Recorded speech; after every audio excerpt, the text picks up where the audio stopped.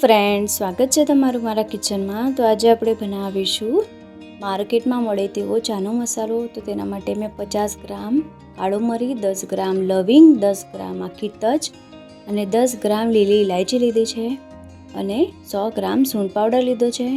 તો સૂંઠ પાવડરની જગ્યાએ તમે આખી સૂંઠ પણ લઈ શકો છો। હવે આપણે એને ગ્રાઇન્ડ કરવા એક મિક્સર જાર લીધું છે। તો આપણે બધા મસાલાને ઉમેરી દઈશું।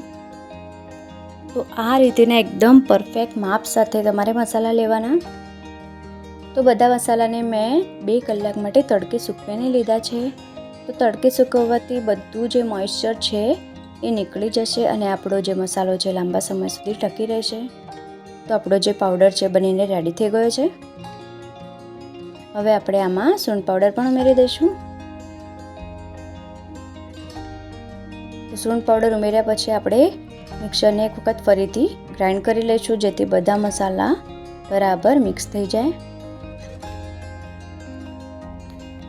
તો આપણા બધા મસાલા બરાબર મિક્સ થઈ ગયા છે।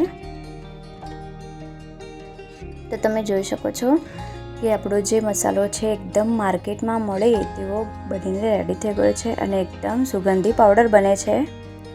આ મસાલાથી તમે એકદમ ટેસ્ટી ચા બનાવી શકો છો।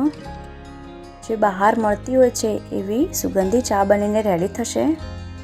તો આ મસાલાને તમે લાંબો સમય સુધી સ્ટોર કરવા માટે તમારે આને સૂકવીને અથવા તો થોડા રોસ્ટ કરીને મસાલા લેવાના અને પાવડર બનાવીને તમે એને એરટાઇટ ડબ્બામાં ભરી શકો છો, જેથી આપણો જે મસાલો છે એ 6 થી 7 મહિના સુધી બગડતો નથી।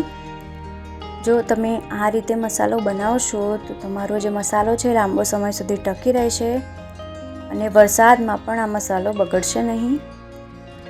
તો આ મસાલાથી તમે મસાલા દૂધ અથવા તો મસાલા ચા બનાવી શકો છો અને વરસાદમાં પણ એની મજા માણી શકો છો। જો તમને મારી આ રેસીપી ગમી હોય તો લાઈક કરો, શેર કરો અને મારી ચેનલને સબસ્ક્રાઈબ કરો। આવા જ નવા વિડીયો માટે સપોર્ટ કરો। Thank you for watching.